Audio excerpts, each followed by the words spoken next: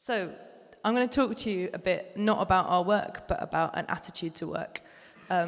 This is a quote from 18th century art historian. "The amateur is the soul of art. An art without amateurs neither prospers nor progresses. The arts that have amateurs will never wither away."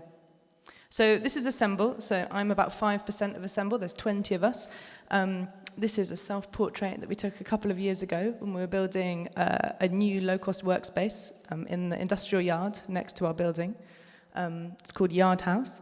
And now the reason we took this picture is because up until this point, we've been using this image of an Amish barn raising whenever we wanted to try and explain our attitude to work, which was an attitude which understood architecture to be a social practice, construction to be something that was undertaken as part of a wider culture and a thing that was important in terms of how people experienced the built environment, in terms of how they occupied it. And our first experiments in building together were extremely amateur and not that health and safety. Here we are on our second project, trying to raise the main lintel over the double door, I think using baler twine.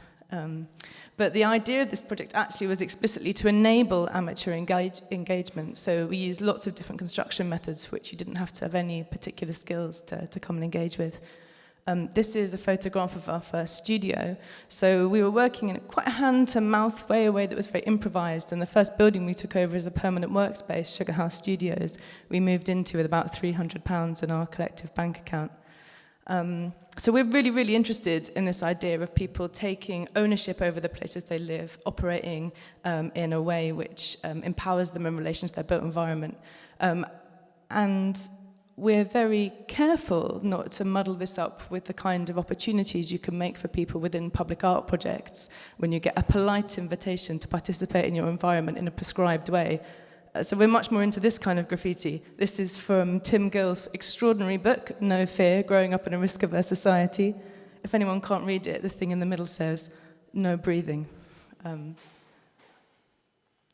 So this is a sign from a school that I've worked with quite a lot in Spain, and it's a school where the children make the rules. So they have a really profound and substantive role in constituting both the physical and the social environment.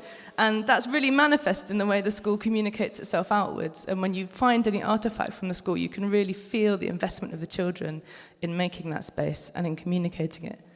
And this is something that we also found when we started working in Liverpool. So this is Granby. This is the corner of Cairn Street and Granby Street. It's an area we've been working for the last 4 years. It's an area which was extremely badly affected in the riots in the 80s, and then subsequently very badly affected by New Labour's housing policy. There has been since the 80s a few attempts to regenerate, and these are top-down attempts you can see here on the far end of Granby Street, led by a housing developer from the north of England, which scraped the street right back from the pavement and put in very generic and very hard to engage with buildings. This, by contrast, some more signs made by the residents of Cairn Street when the other houses, the ones they weren't occupying, were due for demolition to be replaced by houses such as the ones we've just seen. They formed a kind of impromptu protest movement.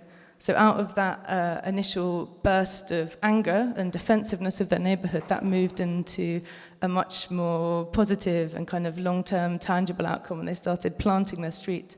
So because no one else really cared about where they lived, they were able to illegally pedestrianise it, put planters up and start investing a lot of their own care and love into the place they worked. Here we are back in Glasgow.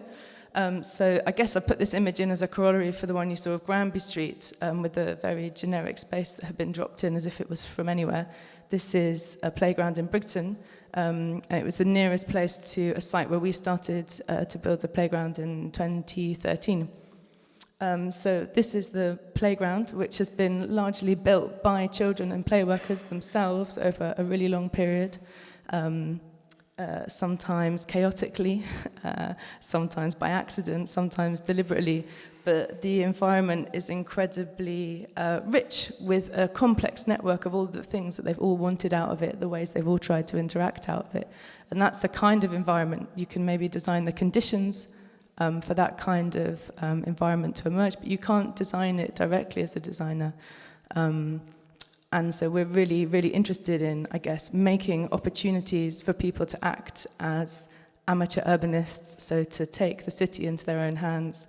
The thing that I think is really helpful, and the reason I started with that quote from Charles de Grange, is because we're very interested in this idea that the root of the word amateur is to love, and that word has somehow been hijacked by Amdram and made to mean just like a crap version of something done better elsewhere. But there's actual real value in things which are done not necessarily for professional reasons, but for the love of them. Now, here is an arts centre. We've zoomed along to Cardiff. It's an arts centre which was originally a Victorian school. It was taken over in a very chaotic way by a group of performance artists, and an amazing culture bloomed there over years. Over time, it's gradually formalised and become an extremely traditional regional arts centre. This is a view inside its gallery, where it's lost a lot of the exciting, slightly unpredictable, but real liveliness of its original space. So when we first went to this art centre, they were talking about building an extension to the art gallery here, and the extraordinary conversation that they've enabled us to have with them over the intervening time has been one about valuing all kinds of cultural expression, including this community garden, which at the time was considered the enemy of the future of the art centre, because it was in the way of the extension. So I'm going to finish with David Harvey, my favourite. The right to the city is more than the individual liberty to access urban resources. It is the right to change ourselves by changing the city. Thank you.